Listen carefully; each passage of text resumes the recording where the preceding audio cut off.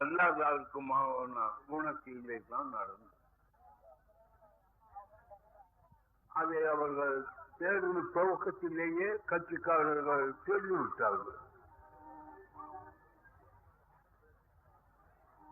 தேர்தல் துவக்கத்திலே ஒரு கட்சிக்கு தலைவராக பார்ப்பன தலைவர் ராஜாஜி அவர்கள் இருந்தார். மற்றொரு கட்சிக்கு தலைவராக நம்முடைய பார்ப்பன சமுதாய தலைவர் என்று சொல்லவும் அதற்காக பாடுபடும் ஆட்சி தலைவர் என்று சொல்லுவது பிறந்த கலைஞர் அவர்கள் தலைவராக இருந்தார்கள்.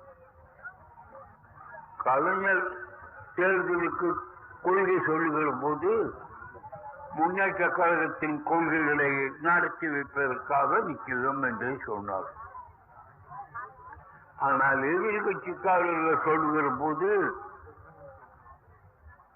ஜாதியை பாதுகாக்க, மதத்தை பாதுகாக்க, கடவுளை பாதுகாக்க நாங்கள் இப்ப போராடுகிறோம் என்றே சொன்னார்கள்.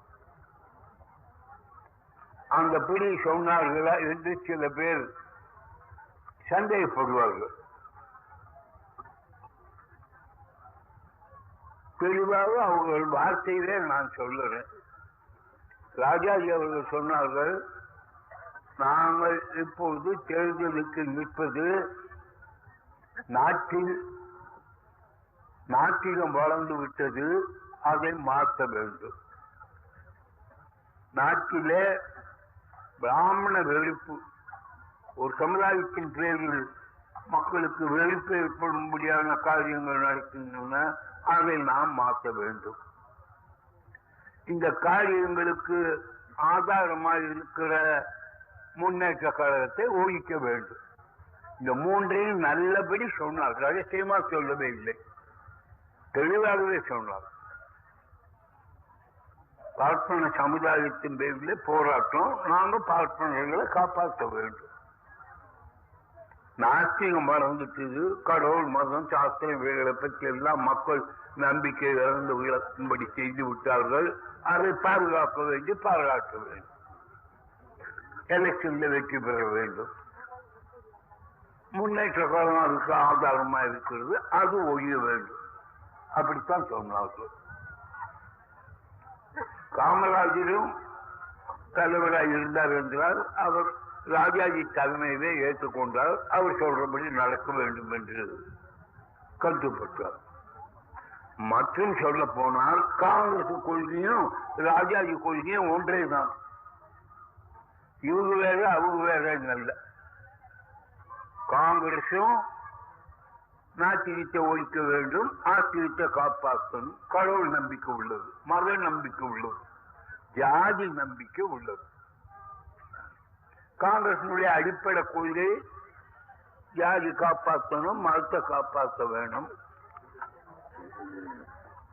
பழமையை காப்பாற்ற வேணும், உரிமையை காப்பாற்ற வேணும், அந்தஸ்தை காப்பாற்ற வேணும்.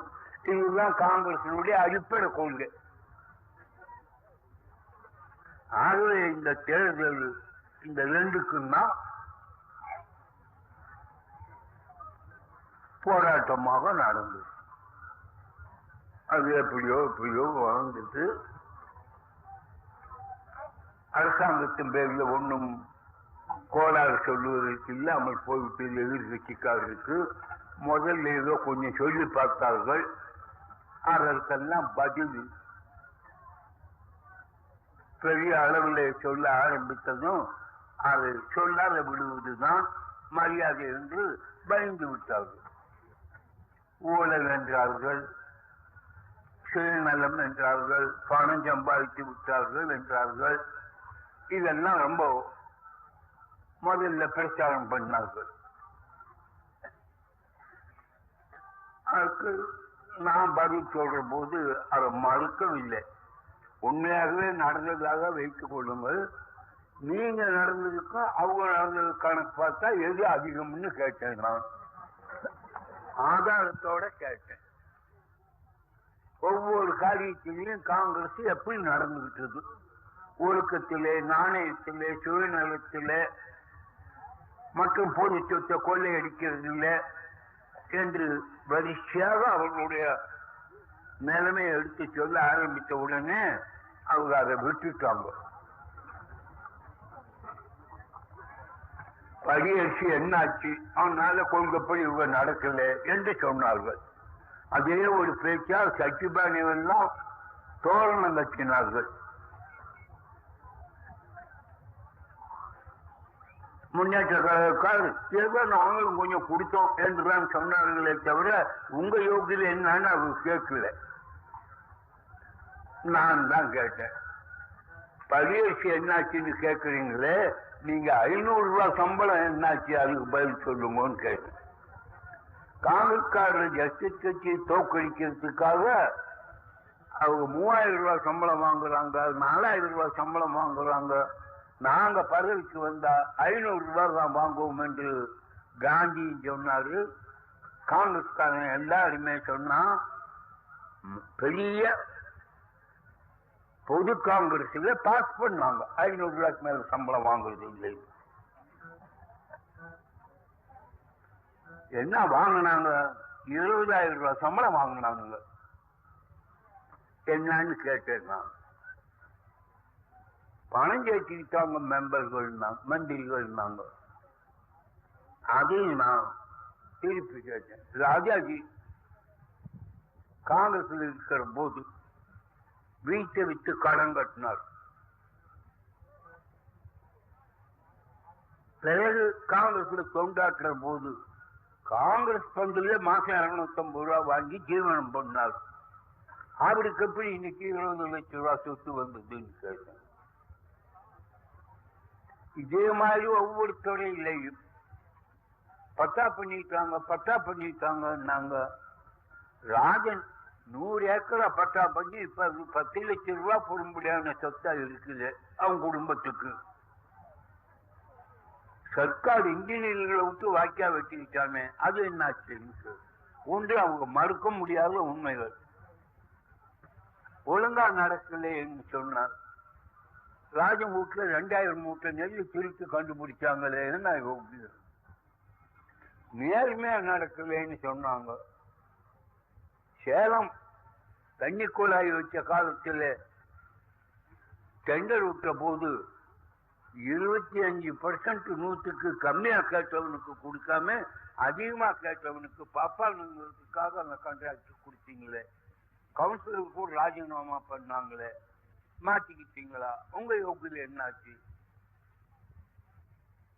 பணக்காரன் ஒருத்தன் ஆயிட்டான்னு சொல்றீங்களே, வெறும் அண்ணக்கா அப்படி பாப்பா கிருஷ்ணமாச்சாரி இப்ப 2-3 கோடி ரூபாய் பணக்காரனா இருக்கிறானே. வெறும் ஆளு வெங்கட்ராம இப்போ 10-15 லட்சம் ரூபாய்க்கு பணம் சேர்த்துக்கிட்டாங்க. இவங்க சொந்த சொத்தெல்லாம் எவ்வளவு இருந்தது முன்னே? இந்த மாதிரி வரிசையா கேட்ட உடனே ஊழலை பத்தி பேசுறதை விட்டுட்டாங்க. அவங்க பேரையால் எண்ணத்தை சொல்லலாம்னு காத்துக்கிட்டு இருந்தாங்க.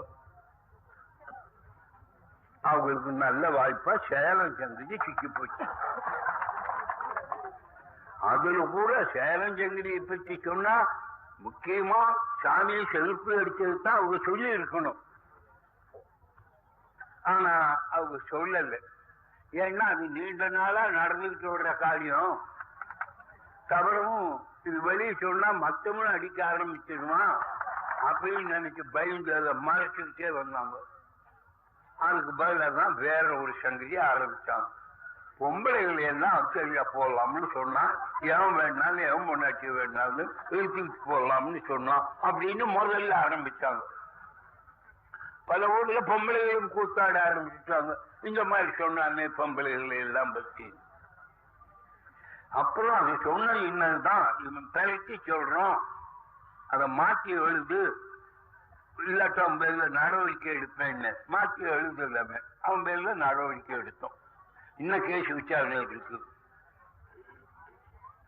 அவன் பேர்ல ஒண்ணு எழுத முடியாம போனோன்னு அப்புறம் தான் சாமியை செருப்பு அடிச்சது ஆரம்பிச்சான்.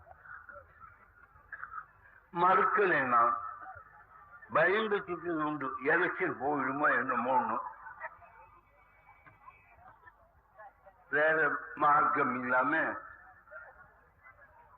கலைஞர் கூட பயந்துட்டார். இதனால நம்ம எலெக்ஷன் போனாலும் போயிடும்னு. அப்புறம் துணிஞ்சோம். அதுக்காக என்ன பண்றது, நான் அடிக்கலைக்கு போய் இந்த மாதிரி சொல்றதா? வந்த அனுபவத்தின இப்ப என்ன கெட்டு போச்சு? பதவியில் இருந்தா தானே நம்ம காரியம் செய்ய முடியும். 20-30 வருஷம் 40 வருஷமா நான் பதவியில் இருந்தா இதெல்லாம் பண்ணி இருக்கிறேன். அதனால நாம பதவி போயிட்டாக்க நாம இன்னும் கொஞ்சம் பலசாலி ஆகும் அப்படிங்கிற அர்த்தத்துல சொன்னோம். அவரும் துணிஞ்சார். நான் உங்க பின்னால் வர வேண்டியவன் தான் அப்படியே சொன்னார். அந்த அளவுக்கு இருந்தோம். அப்புறம் அது எப்படியோ நமக்கு ஒரு உறுதியை கொடுக்க ஆரம்பிச்சது. இன்னும் அடிக்க வேண்டிய சாமி ரொம்ப இருக்குது. சாமி மாத்திரம் இல்ல, அடிக்க வேண்டிய ஆளுகள் ரொம்ப இருக்காங்க. படிப்படியா நாம முன்னேறத்தான் போறோம், செய்ய வேண்டியதுதான். இந்த பிரச்சாரமும் கிராமம் தான் போச்சு. இந்த அடித்த விஷயத்தை வெளிப்படுத்துறதுக்கு லட்சக்கணக்கான வால் போஸ்டுகள், கதவு அளவு பெருசு ஒரு வால் போஸ்டுகள், அதுல உருவம் சாமி, அதுல நான் செருப்பு அடிக்கிறதுல இந்த மாதிரி எல்லாம் பண்ணிடலாம். போற இடத்துல எல்லாம் அதை கொண்டாந்து நிறுத்துவோம். அந்த அந்த கட்சிக்காரனுங்க நம்ம ஜனங்க சிரிப்பாங்க. ஆமா இப்படித்தான் அடிக்கிறது அப்படின்ட்டு நான் அதை சொல்லி காட்டு அதை அடிக்க வேண்டியது எப்படிங்கிறது வரும். இந்த மாதிரியே நடந்தது.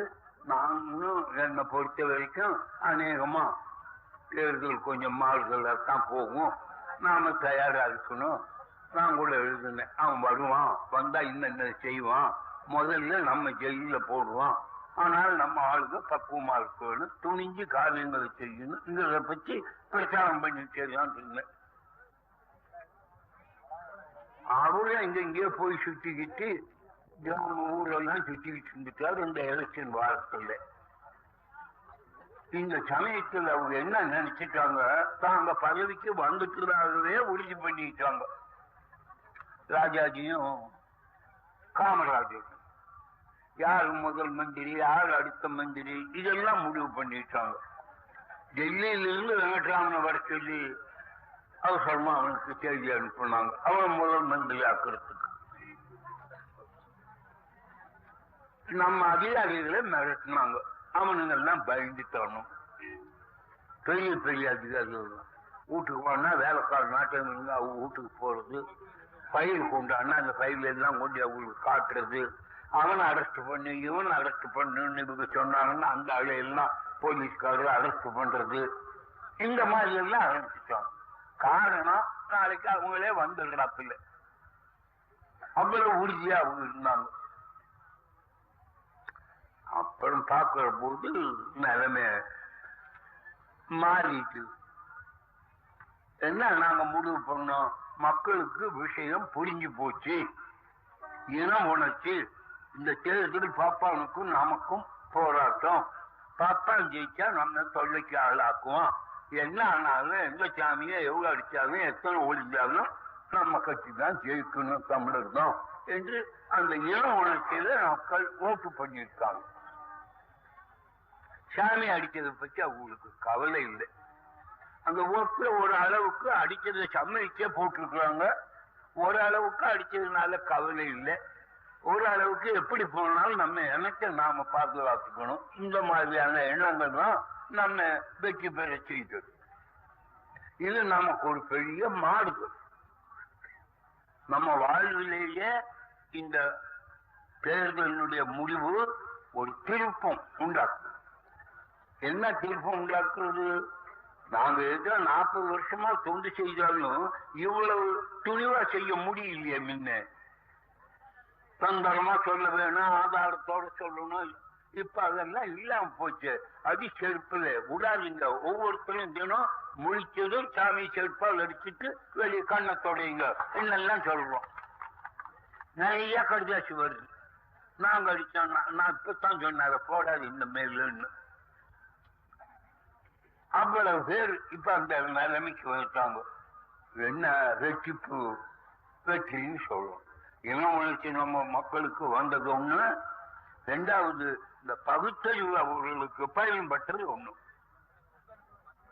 பகுத்தறிவு இல்லாம இன உணர்ச்சி மாத்திரம் வந்திருந்தா இந்த முட்டாள்தன்மை மறுபடியும் அதை கடிச்சு போடும். கூடவே அவங்களுக்கு பகுத்தறிவு, சாமி செல்பால் அடிச்சா என்ன, சாமின்னா என்ன, சாமிக்கு வலிக்குதா இல்ல சாமிக்கு அது அடி விழுகுதா என்றெல்லாம் மக்கள் சிந்திக்கும்படி இப்படி எல்லாம் இம்மாதிரியான ஒரு நிலைமை ஏற்பட்டதுக்கு கட்டாயம் நம்முடைய மக்களை முதல்ல நாம் பாராட்டி ஆகணும். இந்த நிலைமைக்கு நம்ம மக்கள் வரணுமோனா ஏராளமான செலவு, ஏராளமான பிரச்சாரம், ஏராளமான கஷ்ட நஷ்டங்களை ஒத்துக்கிட்டு இருக்கணும். ஒண்ணுமே இல்லாம தாராளமா வந்துட்டு எந்த அளவுக்கு வந்தது? மக்களுடைய முட்டாள்தனம் கரையுது. சும்மா அந்த நெருப்புல வெண்ண கரையில. இதுதான் இப்போது நம்முடைய காரியத்துக்கு ஒரு வெற்றி. இதை நாம பாராட்ட வேணுங்கிறது. இப்போ நாங்கள் பாடுபடுறதுன்னா நமக்கு இருக்கிற முட்டாள்தனம் எல்லாம் மதத்துறையிலே தான் இருக்கு, சமுதாயத்துறையில தான் இருக்கு. மற்ற துறையிலாம் நாம் தப்பிச்சுக்கிட்டோம். எப்படியோ மற்றவங்களோட போட்டுக்கிட்டு முன்னேற வர்றோம். ஆனா கிரமமா முன்னேற வேண்டிய அளவு முன்னேறவில்லை. காரணம் நமக்கு பகுத்தறிவு இல்லாது. பகுத்தறிவு இல்லைங்கிறது காரணம் நமக்கு ஆதியிலேயே கடவுள், மதம், சாஸ்திரம், புராணம் இதுகளை புகுத்திட்டானுங்க. அதை காப்பாற்றுறதுக்கு வேண்டிய பந்தோபஸ்தம் தான் செய்துக்கிட்டானுங்க. கடவுளை இயேசுவை ஒழிக்க முடியாம ஊருக்கு கோயில், அங்கங்க உற்சவம், அதுக்கு வேண்டிய ஆளுகள், பணங்கள், எங்க பார்த்தாலும் ஊருக்கு 10 பார்ப்பான். அதே வேலையா கடவுளை காப்பாற்றுறதுக்கு இதெல்லாம் மாத்துறதுன்னா ரொம்ப கஷ்டப்பட வேண்டிய அளவில் அந்த நிலைமை வந்துட்டு இப்போ சுலபமா மாறும்படியான ஒரு நல்ல வாய்ப்பு நமக்கு ஏற்பட்டு விட்டு. உலகத்திலே நாம தான் காட்டுமிராண்டிகள்.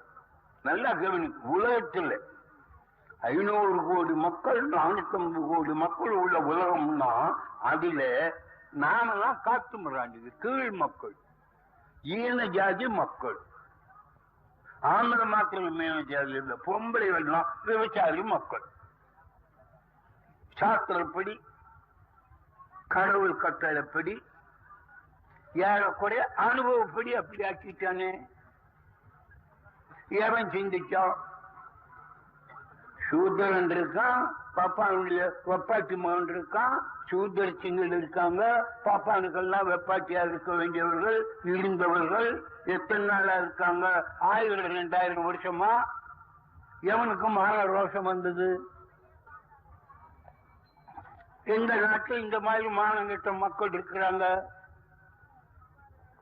மான ரோஷம் இல்லாது மாத்திரம் அல்லது அது ஒரு பெருமையல்ல கருத்துறோம். பாப்பாவுக்கு நாம வப்பாட்டு மக்களா இருக்கிறது, சூத்திரர்களா இருக்கிறது. நம்ம பெண்கள் எல்லாம் சூத்திரச்சிகளா, பாப்பானுக்கு வப்பாட்டிகளா இருக்க வேணுங்கிறத பெருமையா கருத்துறது. மாற்றிக்கிறதுக்கு எவன் பாடுபட்டோம்? ஒரு சுமார் 30 40 வருஷம் 50 வருஷமா நாங்க தான் ஆரம்பிச்சோம். இது ஏற்பட்டு 2000 வருஷமா. ஒரு ஆள் பேரை சொல்லுங்களேன், இதை வெறுத்தோம் என்னான்னு.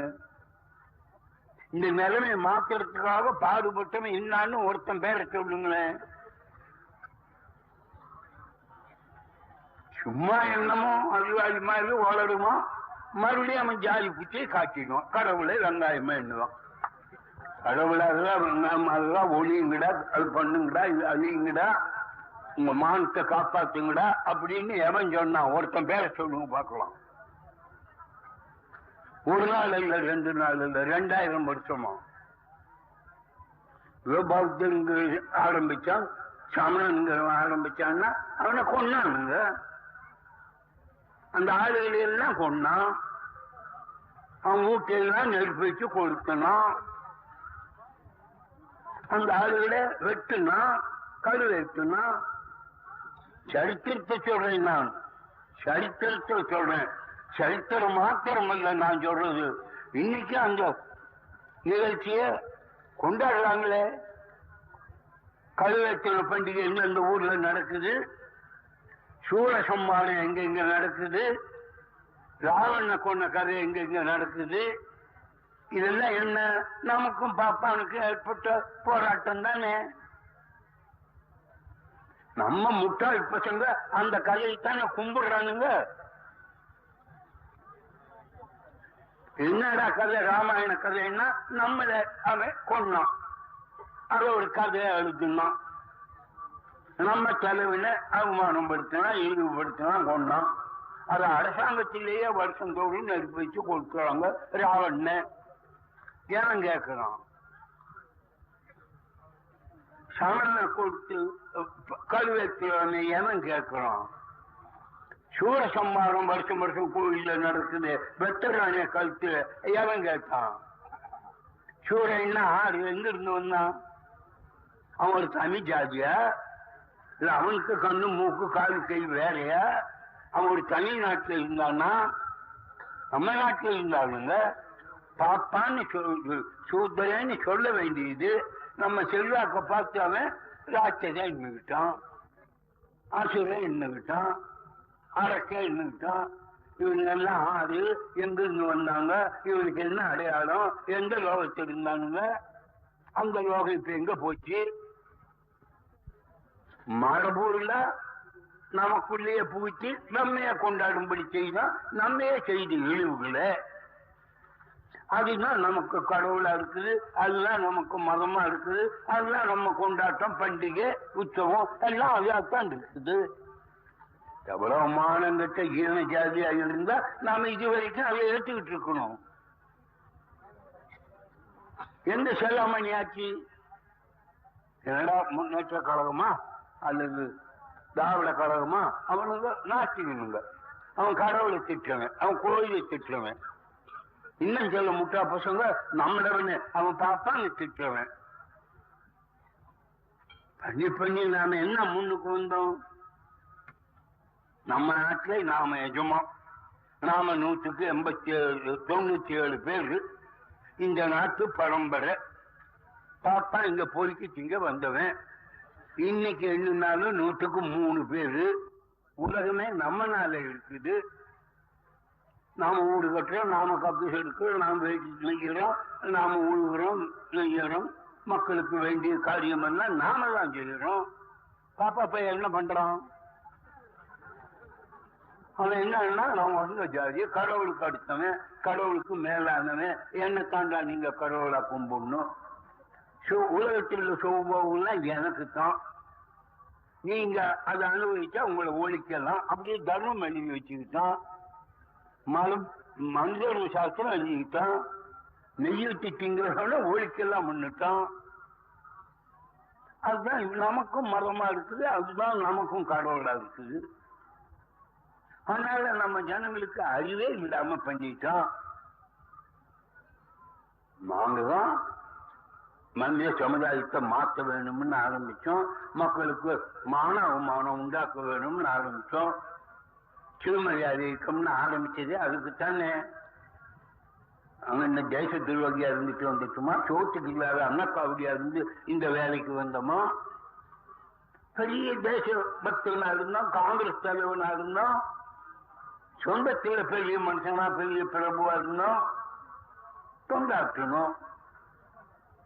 இது அத்தனையும் பாப்பானுக்கு லாபமா போச்சுன்னு நினைச்சுதானே மாறி வந்தோம். நாம 12 முட்டாள்தனம்னே நினைச்சுதானே அதை காங்கிரஸை விட்டுட்டு வந்தோம். வந்த உடனே என்ன பண்ணோம்? நம்ம மக்களுக்கு தொண்டாற்றணும். எப்படி தொண்டாற்ற வேணும்? மக்களுக்கு உணர்ச்சி மானம் வர்றாப்பே செய்யணும். அதுக்கு என்னதான் பண்ணணும்? சுயமரியாதை இயக்கம்னே ஆரம்பிக்கணும். நம்மளவனை கேட்டான், எங்களுக்கு எல்லாம் சுயமரியாதை இல்லையா? ஒரு மந்திரியே கேட்டான், ஏதோ ஒரு மகாநாட்டுல அவருக்கு பேச்சுக்கு இடம் கொடுத்தோம், வந்தாரு. வந்த உடனே ஆரம்பிச்சோம், எனக்கு அந்த சுயமரியாதைன்னு வச்சது எனக்கு பிடிக்கலன்னாரு. ஏரியா பிடிக்கல என்ன? நமக்கெல்லாம் சுயமரியாதை இல்லையா? நம்ம எல்லாம் மானம் கட்டவங்களா அப்படின்னு ஆரம்பிச்சாரு. சுயமரியாதை இருக்கிறதோ இல்லையோ, சமுதாயத்துல நீங்க என்ன ஜாதி, எத்தனாவது ஜாதின்னு உங்களுக்கு இருக்கிற இல்லையங்கிறத பற்றி கேள்வியில உங்களை பற்றி கேட்கிறேன். சமுதாயத்துல நீங்க என்ன ஜாதி, அது எத்தனாவது ஜாதி? சிரிச்சார் இந்த குமாரசாமி ரெட்டியாரு. உங்க சம்பளத்தை தான் நீ பெருசா நினைச்சே தவிர உன்னுடைய ஜாதி இழிவை பத்தி நீ நினைக்கலையா அப்படின்னு. புரிஞ்சதுங்க அப்படின்னு அப்படி சொன்னோம். அந்த மாதிரி இருந்தது நம்ம மக்களுக்கு சிவமரியாதை இருக்கும்னு வச்சு. என்னடா அதுக்கு கொள்கை?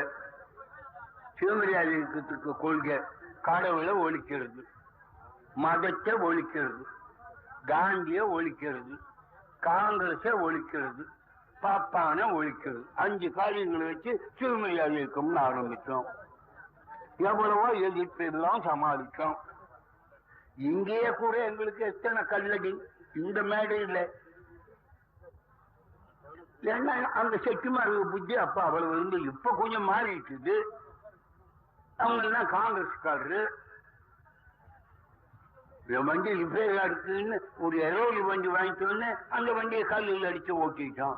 வெகுநாடு வரைக்கும் வண்டிக்குள்ள ஒளிஞ்சிருந்து கூட்டமெல்லாம் போனதுக்கு அப்புறம் நான் வீடு போய் சேர்ந்தேன். இந்த ஊர்ல ஒவ்வொரு ஊர்லயும் அவ்வளவுதான். எத்தனை ஊர்ல என்ன செருப்பு அடிச்சிருப்பாங்க, எத்தனை ஊர்ல கல்லில் அடிச்சு என் கையெல்லாம் ஆட்டம் ஆடுற ஜனங்களுக்கு. கடவுளை சொன்னது கூட அப்ப பெருசு இல்லை. காந்தி ஒழிக்கிறது இன்னும் தூண்டி விட்டுட்டான் பாப்பா. பப்பாவை ஒழிக்கிறது அதுக்காக அவன் ஒன்றும் பாடுபடாம நம்மளுடைய போற பக்கம் எல்லாம் சொல்ல கொஞ்சம் கொஞ்சமா வளர்ந்தான் வந்தது.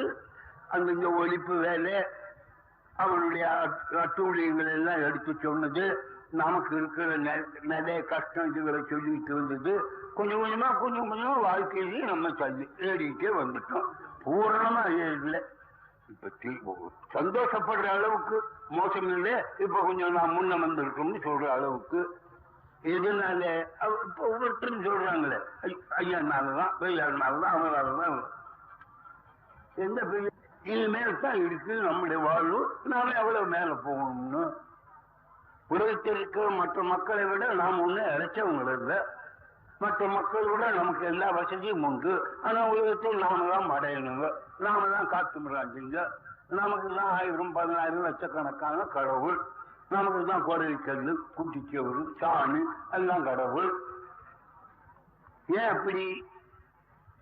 மற்ற நாட்டுக்காரெல்லாம் இதை கண்டுபிடிச்சான், ரயிலை கண்டுபிடிச்சான், ஆகாச கப்பலை கண்டுபிடிச்சான், ரேடியோவை கண்டுபிடிச்சான், என்னென்ன கண்டுபிடிச்சிருக்கிறான்.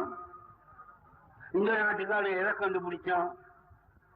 கொலை கல்லையும் குட்டிச்சவத்தையும் கண்டுபிடிச்சானே தவிர இவன் கண்டுபிடிச்ச அதிசயம் என்ன? இவன் கண்டுபிடிச்சதுலாம் இப்ப ஒழிக்க வேண்டியதா இருக்குது. இப்ப இவங்களுக்கு காரணம் லேசா பாப்பா பூச்சிட்டான் கடவுளை, மதத்தை, சாஸ்திரத்தை. நாளே இல்லாத பசங்களான நாங்க இந்துக்கள்ங்கிறோம்.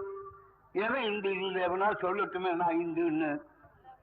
என்ன காரணத்தை கொண்டு இந்துங்கிறோம்? நமக்கு என்ன மதம்? இந்து மதப்படி நம்ம கிட்ட என்ன உரிமை இருக்குது? நமக்கு சொந்தம் இருக்குது. உலகத்துல கிறிஸ்தவனுக்கு மதம் இருக்குது, துருக்கனுக்கு மதம் இருக்குது. என்னன்னா என் மதம் 2000 வருஷம் ஆச்சிருந்தோம், துருக்க என் மதம் 1500 வருஷம் ஆச்சிருந்தோம். அவன் எங்க மதத்துக்கு தலைமை ஏசுங்கிறான், இவன் எங்க மதத்துக்கு தலைமை நபி நாயகம்ங்கிறான், எங்க மதத்துக்கு பைபிள் வேதம்ங்கிறான், இவன் எங்க மதத்துக்கு குரான் வேதம்ங்கிறான். இந்து முட்டாள கேட்கிறேன், உங்க மதத்துக்கு ஆடுறா தலைமை? மான வெக்கம் இல்லைங்கிறதுக்கு இது கூட என்ன வேணும்? இந்துன்னு சொல்லிக்கிறானே, இந்து மதத்துக்கு தலைவனாது. இந்து மதம் எப்ப ஏற்பட்டது? இந்து மதத்துக்கு ஆதாரம் என்ன? வேத ஆதாரம்னா அந்த வேதத்துக்கு உனக்கு என்ன சம்பந்தம்? நீ அதை பார்த்தா உன் கண்ணை குத்துன்னு எழுதி வச்சிருக்கானே, நீ அதை படிச்சா நாக்காடுங்கிறானே, உன் காலில் இருந்த சங்கதி விழுந்தா ஈட்ட காய்ச்சி ஊத்துங்கிறானே. நீ மனுஷனா? இலக்கமான இருந்தா நீ இந்துன்னு சொல்லிக்குவியா? உனக்கு வேதம் இருக்குதுன்னு சொல்லுவியா? என்னைக்கு காலம் சொல்ல? அவன் கிறிஸ்தவன் சொல்றான் 2000, முஸ்லீம் சொல்றான் 1500 400. இன்னும் மதத்துக்கும் காலம் சொல்றான். உன் மதத்துக்கு என்ன காலம்? என்னடான்னா 10 லட்சம் 20 லட்சம் 1 கோடி 2 கோடி 3 கோடி நல்ல போற நீ என்ன ஆதாரம் அப்படின்னு உனக்கு எவன் சொன்னான்? இப்படி எல்லாம் சொல்லி ஒரு மதத்தை ஒத்துக்கிட்டாலும் உன் மதப்படி நீ தேவையா மகன்னா, உன் சாஸ்திரப்படி உன் தர்மப்படி நீ தாட்சி மகன், நீ கும்பிடுற கடவுளுடைய கற்பனைப்படி நீ தாட்சி மகன். எந்த மனுஷனுக்காவது கருவற அறிவு இருந்தா ஒரு கடவுளை கும்பிடுவான்னா? நம்ம தேவையா மகனா உண்டாக்குன கடவுளை மகா தெரிஞ்சுக்கிட்டவனால அயோக்கிய பசங்க முட்டா பசங்க கடவுள் இல்லைங்களா கடவுள் இல்லைங்கிறாங்க. இருக்குதுங்கிறிய நீ யாருக்கு பிறந்த? உங்க ஒப்பனுக்கு நீ பிறந்த எனக்கு பிறந்தேங்கிறானே பாப்பான். உனக்கு மான வெக்கமே கிடையாது. எங்க போய் சாகுறது நாமோ? அதனால மக்களிடத்துல பெரிய வேலை செய்ய வேண்டியது, கடினமான நோவு. கத்துக்கிட்டு போட்டு ஆகாது, மருந்து கிருந்து கொடுத்து ஆகாது, கிழிக்கணும். மேஜர் ஆபரேஷன் பண்ணாதான் நம்ம புத்தி உருப்படி ஆகும். அவ்வளவு பெரிய நோக்கத்துல நாம இருக்கிறோம். ஏன் மாத்திரம் நமக்கு வந்து அரசெல்லாம் நாசமா போனது இந்த பாப்பானுடைய அடிமை, பாப்பாங்க அதிகாரி ஆதிக்கம் உள்ளவன். இப்பத்தானே அந்த ஆட்சி வந்ததுக்கு அப்புறம் அதுவும் பாப்பானுக்காகத்தானே வந்தது. அப்ப இருந்தாலும் நம்ம பக்கம் திரும்பிச்சு பச்சை பச்சையா பாப்பான் அது ஜெயிச்சது. அவ்வளவு சுவாதினா அவ்வளவு ஆதிக்கம் அவனுக்கு கிட்ட இருக்குது. இதுவும் அப்படி போக போறதுதான் என்னமோ திரும்பிட்டு. ஆகவே தோழர்களே, நாம் எடுத்துக்கொண்டிருக்கிற முயற்சி கடவுளை பற்றியோ மதத்தை பற்றியோ சாஸ்திரங்களை பற்றியோ அல்லவே அல்ல.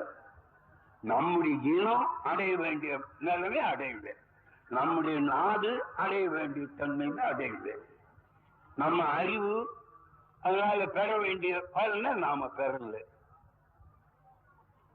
பெற்ற ஆள் நாம. மற்ற நாட்டம் செய்யற காரியம் நம்ம அடைய முடியல. செய்யறதுக்கு என்ன இருக்குது? அப்படி ஒன்று இருக்குன்னா எது குரல்ல பாப்பியா, நாலடியார்ல பாப்பியா, ராமாயணத்துல பாப்பியா, பாரதத்துல பாப்பியா, சங்க இலக்கிய வெங்காயம் அதுல இல்லையாவது நீ பார்க்க முடியுமா? எதுல இருக்குது? உன் இதுல இருக்கிறதெல்லாம் இந்த சாமியே அம்ம பண்ணாச்சு. அதுகளுடைய ஒழுக்கம் நாணயம் உன்னுடைய முட்டாள்தனம் அதுதானே அதுல இருக்குது. நீ வளர்றதுக்கான காரியம் எது இருக்குது? தமிழே முட்டா பசங்க பாஷை, காட்டு மிராண்டிங்க பாஷைன்னு நான் சொன்ன போது குதிச்சானுங்க எல்லா பையனும். ஒரு பையன் முன்னால் வந்து பேச முடியலையே. என்னடா இருக்குது தமிழ்ல கேட்டா பண்ணிக்கலாமே இருக்கிறான். அவ்வளவுதான் அந்த பயிலால முடியுது. பண்ணி இருக்கிறத விட்டுட்டு ஏன் பண்ணிக்க போற முட்டாளே? ரொம்ப கஷ்டம்தான். சமுதாய தொண்டு செய்யறவனா அவனுக்கு கடவுள் பக்தி இருக்கக்கூடாது, மதபக்தி இருக்கக்கூடாது, மற்றும் தேசபக்தி இருக்கக்கூடாது, மொழி பக்தி இருக்கக்கூடாது. சமுதாய பக்தி ஒண்ணுதான் இருக்கணும். அவனால்தான் ஏதாவது செய்ய முடியும். எந்த பெயர் கடவுளையோ மதத்தையோ சாஸ்திரத்தையோ மொழியோ இலக்கியத்தையோ கையில் வச்சுக்கிட்டு சமுதாயத்தை வந்து செய்யறானோ அவன் சோத்தையும் பிள்ளையும் கலர்ச்சிங்க அப்படின்னு அர்த்தம். அதுல கை வச்சா தான் மிஞ்சும். அதுல எதை விட்டாலும் நம்ம தொடர்ந்து தான் வரும். இன்னும் நீ தமிழ கடவுள் இருந்து பிழி பார்க்கலாம், உன்னுடைய மானத்தை பிழி பார்க்கலாம். எனவே எந்த இலக்கியத்தில் இருந்தாவது யார் இருக்கிறா? நமக்கு 2000 வருஷமா நமக்கு என்ன இருக்குது? வள்ளுவன், நாலடியார், வெங்காயம், அப்பேன், இவன் கருப்பேன், இவனுங்கெல்லாம் இருக்கானே தவிர காட்டு மிராண்டி காலத்தில் உண்டானவன், காட்டு மிராண்டி கருத்தை விளக்குனவன், இன்னைக்கு வந்தவன் அவன். இன்றைய நிலைமை பற்றி, நாளைக்கு நாம நடந்து கொள்ள வேண்டிய முறையை பற்றி, இன்னும் உலகம் மாறுறது எப்படி ஆடும்னு அதுக்கு தகுந்தபடி நம்ம திருத்திக்கிறத பற்றி நம்மகிட்ட எந்த இலக்கியம் இருக்குது? வள்ளுவன் எடுத்துக்கிட்டானா பாப்பானோட அண்ணாவன், வேற விதி இல்லாத நம்மளவே தொங்கிட்டு தெரியலாம். அவனுக்கு மோட்சம் இல்லையா, நரகம் இல்லையா, பாப்பான் இல்லையா, வேதம் இல்லையா, எது இல்லை அவனுக்கு. அவன் எந்த கதையை விட்டான், எந்த கடவுளை விட்டான்? எங்க பிள்ளை இல்லாதவன் உன் பிள்ளைய வச்சுக்கிட்டு அழுகுறாங்கிற மாதிரி அவனோட குரலை வச்சுக்கிட்டு அழுகுறோம். நாகே இல்லை நமக்கு. ஏன் கடவுளை அவ்வளவு பூச்சி வச்சுட்டோம்? எவன் வந்து எதை சொன்னாலும் அது கடவுள் மதம் பாப்பான் ஜாதி இல்லாம ஆதாரமே இல்லையே ஒண்ணு கூட. தொல்காப்பியத்தை எடுத்துக்கோ, நன்னூலை எடுத்துக்கோ, நெடுங்கணக்கு வெங்காய கணக்கு எடுத்துக்கோ, 400 பொருள் 400 எடுத்துக்கோ. எது நீ ஒத்தின்னு பேசுறியோ அதெல்லாம் பாப்பா உட்கார்ந்து இருக்கானே, மதம் உட்கார்ந்து இருக்குல்ல. அவன் நீக்கி செய்யறது ஒண்ணு மனிதனுக்கு படியில இன்னி வரைக்கும். அவனை நீக்கி அவன் சம்பந்தத்தை விலைக்கு ஒரு காரியம் செய்யலாம்ங்கிற எண்ணம் இன்றைய வரைக்கும் எவனுக்குமே தோணலையே. நம்ம பக்தர்களுக்கு தானே இப்ப தோண போகுது. கொஞ்சம் கொஞ்சமா மாறல, வளரல. நாமோ ஒரு காரியம் நம்ம நாட்டில இருந்து ஏற்படல, இப்படியே இருந்துட்டு இருக்கோம். இதே பெருசா இருக்கிறோம். இந்த இயக்கம் இல்லாத இருந்தா சொன்னாப்புல இந்த மயில்கள் எல்லாம் கடவுளாக இருக்குமே. போக்குவான இருக்கலாம் நாமோ இது மயில் ஈஸ்வரமோ அது பகவான் ஈஸ்வரமோ. இயக்கம் இருக்குனால கொஞ்சம் பயப்படுறோம். இன்னைக்கு என்ன தைரியமா செய்யறோம். ஒவ்வொரு உற்சவங்கள எவ்வளவு முட்டாள்தனமான உற்சவங்கள், ஏன் அதை வெறுக்கிறோம்?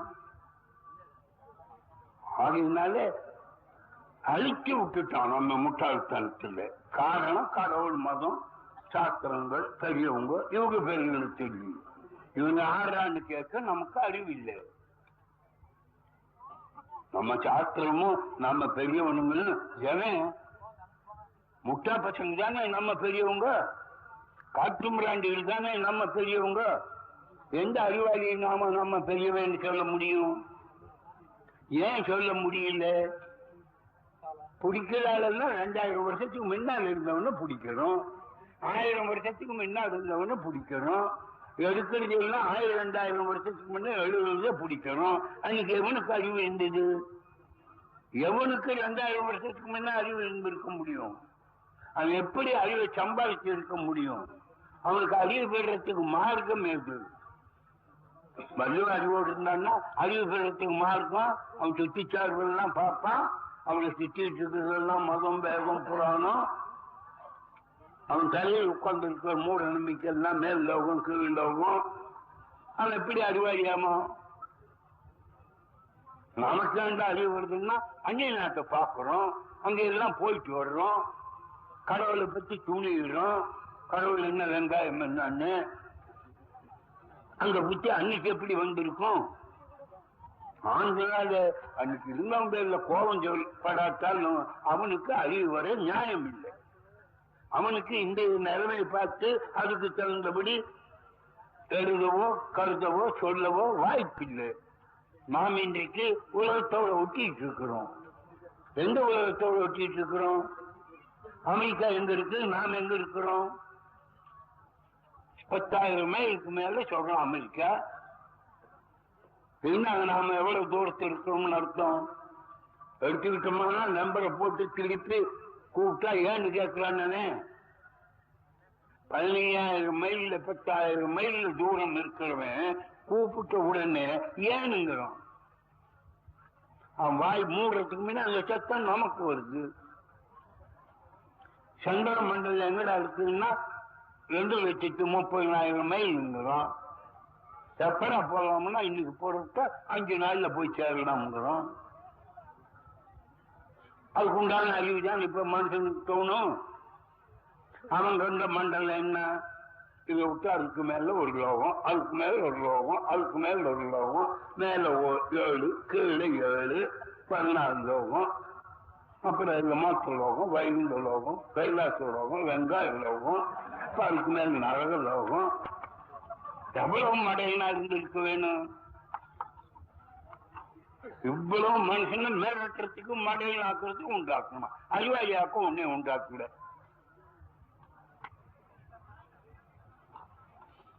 அதுல மாற்றிக்கிட்ட நாம இன்னைக்கு தான் விடுதலை பெறுறோம். எதனால விடுதலை பண்றோம்? அது உன் கடவுளை விட, உன் சாஸ்திரத்தை விட, உன் முன்னோரை விட, உன் வெங்காயம் வழக்கமாத்தை விட உன் அறிவு பெருசு. அது சிந்தி, அதன்படி பாரு, சரியா அதை ஒத்துக்கோ. இன்னைக்கு தான் சொல்ல முடியுது. நீ என்ன பெரியவனாங்கிறான், உன் அறிவுக்கு என்ன அவ்வளவு மரியாதைங்கிறான். 1971 வருஷத்தில் உட்கார்ந்துட்டு பேசினேன் மடப்பையில, நீ என்ன பெரியவனாங்கிற? 2000 வயசுக்கு இருந்த முட்டாள் பையனை நீ ஒத்துக்கிட்டு அவன் சொன்னபடி கேட்கணுங்கிற? நீ மனுஷனா? நினைச்சு பாரு. இப்ப நாங்க சொல்றதுன்னா இனிமேலாவது நீ மனுஷனாக, பகுத்தறிவாளினால இனிமேல் மனுஷனாகிறவன் அர்த்தம். அவ்வளவுதான். எப்ப பகுத்தறிவு ஆசைப்பட்டானோ அவன் இனிமேலாம் மனுஷனாக பார்க்கிறோம். ஏன் மனுஷன் எல்லாம் பகுத்தறிவு இருந்து அதை பயன்படுத்தல. 5 அறிவோடு தான் இருந்தான்னு சொல்லணும். மிருகங்களுக்கு சமமாத்தான் இருந்தான். நம்ம அறிவுனால வளரலாம், அதிசயம் கண்டுபிடிக்கலாம், மேல போடலாம். இங்க அறிவு தோணலை அவனுக்கு, பின்னாலேயே தேடி பார்க்கிறோம். இப்ப பகுத்தறிவுன்னு சொன்னதுக்கு அப்புறம் தான் முன்னால பார்க்க ஆரம்பிக்கிறோம். பகுத்தறிவுன்னா கடவுள் வேணும்னா வச்சுக்கோ, ஆராய்ஞ்சு பாரு. அப்படி ஒருத்தன் இருக்க முடியுமான்னு நினைனேன். அவரெல்லாம் நாங்க சொல்றோம், கடவுள் வேணும்னா வச்சுக்கோ, இருக்க முடியுமா அப்படின்னு ஒண்ணு இருந்தா அதை நம்மால முடியுமா? இப்ப சொல்றேன்னு, இங்க இருக்கிறவங்க இல்லையே ஏறக்குறைய 100க்கு 90 பேர் கடவுள் நம்பிக்கைக்காரரா இருக்கலாம். 10 பேர் எங்களுக்கு விட்டுட்டாலும் எவனையாவது கேட்கிறேன், எவனுக்காவது கடவுள் என்னன்னு தெரியுமோ? சொல்லட்டுமே, நான் குருவா ஏத்துக்கிறேன். கடவுள்னா என்னன்னு எவனுக்கு தெரியும்? இவன் நம்புறானு உள்ளபடி அதுக்கு என்ன பங்கன் இவன் கொடுத்துட்டு இவன் என்னத்தை வச்சுக்கலாம்? சகல வல்லமே உள்ள கடவுள், அவன் இல்லாத மனுஷனுக்கு கூட அசையாது அப்படின்னு நீ ஒரு கடவுளை நம்பினியானா அவனுக்கு நீ எவ்வளவு உரிமை கொடுக்கிற? எந்த மசலை அசைக்கணும்னா நீ தான் அசைக்கணும், நீ தான் கத்திருக்கணும், நீ தான் சிதைக்கணும், நீ தான் முடிஞ்சுக்கணும். கடவுள் எங்க ஏன் வந்து வளர்த்தனா, ஏன் வந்து சிதைக்கிறான்? எது கடவுள்னாலே? 1க்கு போகணும்னா நீ தான், 2க்கு போகணும்னா நீ தான், புள்ள பெக்கணும்னா நீ தான், சோறு திங்கணும்னா நீ தான், ஆக்க வேணும்னா நீ தான், வேட்டி கட்டிக்க வேணும்னா நீ தான். எது கடவுள் கட்டி நீ இருக்கிற? எது கடவுள் பண்ணி நீ வேலையை அதுக்கு ஒப்பிச்சு போட்டு நீ சும்மா இருக்கிற? அந்த மரத்தனத்தை ஏற்கனவே அவ்வளவு பலமா ஏற்றிட்டதுனால எவ்வளவு உதவி இருந்தாலும் தோண மாட்டேங்குது. உனக்கு தோல் மொத்தமா போச்சு. நாங்க சொல்றது என்ன? பௌத்தறிவாதினா சிந்தி, கடவுள்னா என்னன்னு கேளு, எப்படி இருப்பான்னு சொல்லு, எங்க இருக்கிறான்னு, அவனால என்ன ஆச்சு, இதெல்லாம் நீ சிந்திச்சு இருக்கிறான்னு நினைச்சுக்குவே. ஒண்ணுமே இல்லாத முட்டாளா இருந்துட்டு எல்லாம் பகவான் சோறு போடு அப்படின்னா என்ன அர்த்தம்? அவரைதான் நாங்க சொல்றது. எங்க அளவுக்கு நாங்க துணிஞ்சிட்டோம், எங்க புத்தியில பட்ட அளவுக்கு நாங்க தைரியமா பேசுறோம். கடவுள் இல்லை, கடவுள் இல்லை, கடவுள் இல்லவே இல்லை, கடவுளை கற்பித்தவன் முட்டாள், கடவுளை பரப்புனவன் அயோக்கியன், கடவுளை கும்பிடுறவன் காட்டு மிராண்டு பேர் அல்லன்னு ஒருத்தன் சொல்லட்டும். சொல்லவே பயந்துகிட்டதுனால அது வளருது. ஆத்மா, மோட்சம், நரகம், மறுபிறப்பு, புதிர்லோகம் ஆகியவர்களை கற்பித்தவன் அயோக்கியன். எங்க இருக்குது ஆத்மா? எப்படி இருக்கான் அது? மோட்சம் எங்க இருக்குது? நரகம் எங்க இருக்குது? மறுபிறப்பு எப்படி வந்து? உங்க ஒப்பம் பார்த்தேன் எங்க உட்கார்ந்துட்டு இருக்கான்? புதிர்லோகம். அப்பம் பொழைக்கிறதுக்கு பண்ண அயோக்கியத்தனமே தருவாங்க. இதுல எது உனக்கு நம்பிக்கையுடையதா இருக்குது? எது உன்னை அறிவுக்கு எட்டக்கூடியதா இருக்குது? இவர்களை கற்பித்தவன் அயோக்கியன், நம்புகிறவன் மடையன், இவற்றால் பலன் அனுபவிக்கிறவன் மகா மகா அயோக்கியன். இதுதான் உன் பகுத்தறிவுக்கு தோணு. நீ உட்கார்ந்துக்கிட்டு தேட ஆரம்பிச்சியானா? அதெல்லாம் நாம பேசணும், பெரியார் பண்ணபடி பெரியோர் சொன்னபடி அப்படின்னா எதில் நீ வளர முடியும்? அதனாலே தான் தோழர்களே பகுத்தறிவு சிந்தி. அப்புறம் வரல ஒத்துக்க. நான் கூட சொல்றேன், என்னை பற்றி ரொம்ப புகழ்ந்தாங்க, இது கூட பகுத்தறிவுக்கு கேடு. இந்த மாதிரி தனி மனுஷங்க இவ்வளவு ஒத்தக்கூடாது. இன்னொருத்தவங்க அப்புறம் அவங்ககிட்ட போயிடுறீங்க. என்ன அவசியம்? பௌத்த கொள்கையில இருக்குது, பௌத்தம் சரணங்கச்சாமி, தர்மம் சரணங்கச்சாமி, சங்கம் சரணங்கச்சாமி. பௌத்தம் சரணங்கச்சாமின்னா அறிவு, அறிவுக்கு வணக்கம். பௌத்தம்னாலே அறிவுன்னு பேரு. புத்தனுங்கிற ஆள் அல்ல, அப்படி ஒரு ஆளே கிடையாது. புத்திய உடையவனாக இருந்தான், அவன் மாத்திரம் அல்ல. நாம் பல்தறிவாளிகள்லாம் பௌத்தம் தான். புத்தியை பயன்படுத்த, புத்திக்கு முக்கியத்துவம் கொடுக்க ஆரம்பித்தா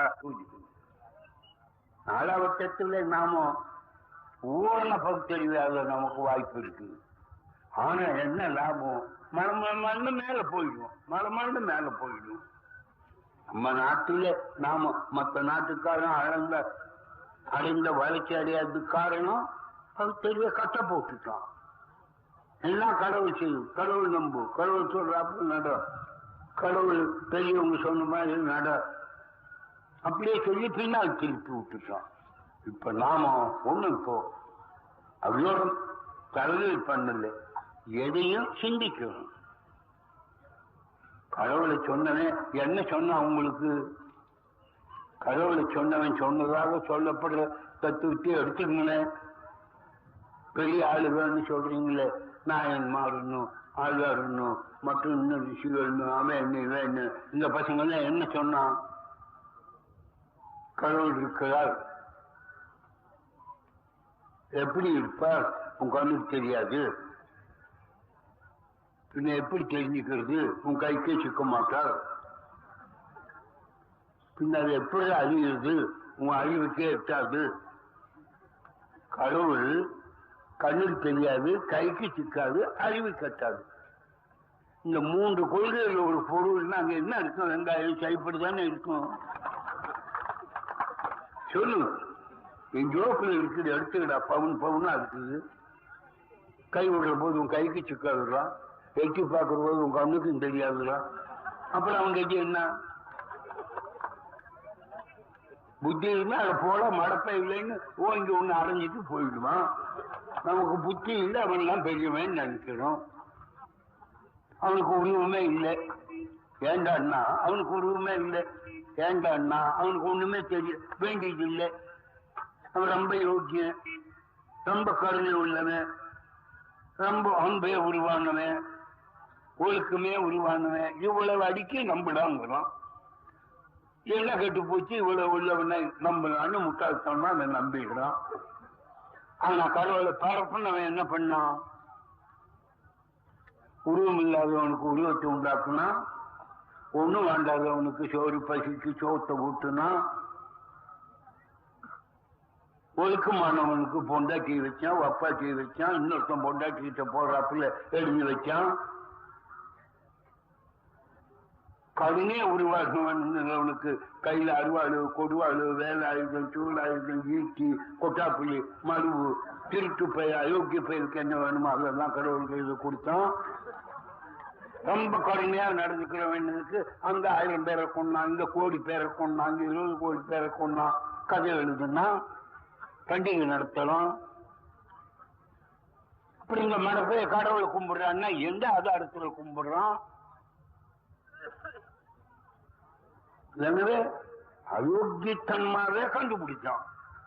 மடையன்னு கூட சொல்றது இல்லை. இப்ப வர வர அவன் நடத்தின மாதிரி பெரிய மோசடியான காரியமா ஒரு சின்ன கூட்டம் தான் பொழைக்கிறதுக்காக எல்லா அயோக்கியத்தனும் பண்ணான்.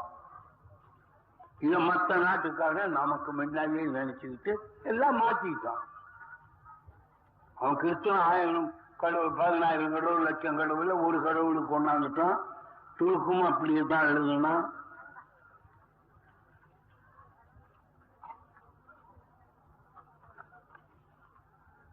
ஜாக்கிரதையான ஒரு கடவுள் தான், அவருக்கு உருவம் இல்லை, அது இல்லை, இது இல்லை, கும்பிட வேண்டியதுதான், நாம நம்ப வேண்டியதுதான் சொன்னான்.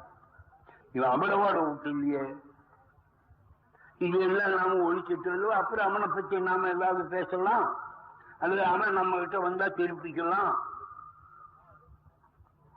இங்கே நான் பார்க்கிறேன், நான் கடவுள் இல்லை என்பவன் முட்டாள், கடவுளை கற்பித்தவன் கடவுளை அயோக்கியன், கடவுளை கற்பிக்காதவன் அயோக்கியன், கடவுளை வணங்காதவன் காட்டு முறாண்டு. இது இவன் இன்னைக்கு சொல்லிலையே, 1000 வருஷத்துக்கு முன்னே சொல்லி இருக்கானுங்களே இந்த பசங்க. இன்னைக்கு சொல்லல, ஏதோ எழுதி வச்சாங்க, அவன் இன்னைக்கு எழுதல. கடவுள் நம்பாதவன் அயோக்கியன், கடவுள் நம்பாதவனை கொல்லணும், கடவுள் நம்பாதவன் பொண்டாட்டி எல்லாம் அழிக்க வேணும், இதான் இந்த புத்தகத்தில் இருக்குது. அதுக்குத்தான் கொண்டாந்து இருக்கிறேன். இப்ப நான் சொல்றது அதுக்கு பதில் தான். இது எழுதி இருக்கிறான், கடவுளை நம்பாதவன் அயோக்கியன், கடவுளை நம்பாதவன் பொண்டாட்டியை நான் அனுபவிக்க வேணும், கடவுளை கேட்கிறான், கடவுளை நம்பாதவனை கொல்ல வேணும், கடவுளை நம்பாதவனை கழுவுல ஏற்றணும். அப்படி எல்லாம் பண்ணித்தானே அவன் நிலைநிறுத்தினா. இப்ப நாம அதெல்லாம் பண்ணித்தானே அது ஒழிக்க வேண்டியவங்களா இருக்கிறோம். நாமளா சொல்றது அவன் சொன்னதுக்கு பதில். இவன் புதுசா இவன் ஒன்னும் சொல்லல, இதை சொல்லி இருக்கிறோம். கடவுள் இல்லைங்கிற முட்டாள்கள் பைபிள் இருக்குது. கடவுள் இல்லைன்னு சொன்னா அவன் முட்டாள், அவனை வெறுக்கணும். பைபிள் இருக்குது, எத்தனாவது பக்கம் எத்தனாவது வாக்கியம் எல்லாம் எழுதி வச்சிருக்கிறேன். அதை விட வெறுப்பா சொல்றான் துடுக்கேன், நான் அதை விட வெறுப்பா எழுதி இருக்கிறான். பாப்பான் பாப்பா என்ன எழுதி இருக்கிறான், பகுத்தறிவாதிய நாட்டை விட்டு வெளியாக்கு, அரசன் அவனை ஒழிக்க வேணும், முடியாவிட்டா கொல்ல வேணும். இதுதான் மண் தர்மம், இதுதான் ராமாயணம், இதுதான் ராமன் சொன்னது. அதனால இவன் புதுசா சொல்லல, இவன் சொல்றதுக்கு முன்ன நிறைய எழுதி இருக்கு புத்தகத்துல. பாடுறானுங்க, உற்சவம் நடத்துறான், சூரசம்மாரம்னு கொள்ளதானே. என்ன கடவுள் இல்லை என்னவன், கடவுளை எழுத்தவன். அதனால இப்ப நாம அந்த பசங்களை கொள்ளலாமே, அது ஒரு தப்பாகாத. சட்டப்படி வேணா தப்பாகும், அது வெங்காயம், அதை பத்தி பார்த்தாகுமா? முடிவுக்கு நாம அந்த அளவுக்கெல்லாம் வந்தாகணும். எங்க கோயில் கண்டாலும் உள்ள போய் அந்த சிலைகளை எல்லாம் உடைக்கணும், எங்க பாப்பான கண்டாலும் தீக்குழு ஒழிச்சு. அவன் பண்ணியிருக்கானே அந்த மாதிரி, பண்ணித்தானே அவன் உருப்படியா இந்த நிலைமைக்கு வந்தான். அது திருப்பி வேணும்னா எப்படி எப்படி உண்டு அந்த நிலையெல்லாம் நாம போனாத்தான் உண்டு. நாம கொஞ்சம் பேர் சாகணும். ஒரு பாப்பானுக்கு ஒரு தமிழன் செத்தாலும் 103 பேர் தான் நாம சாக முடியும்.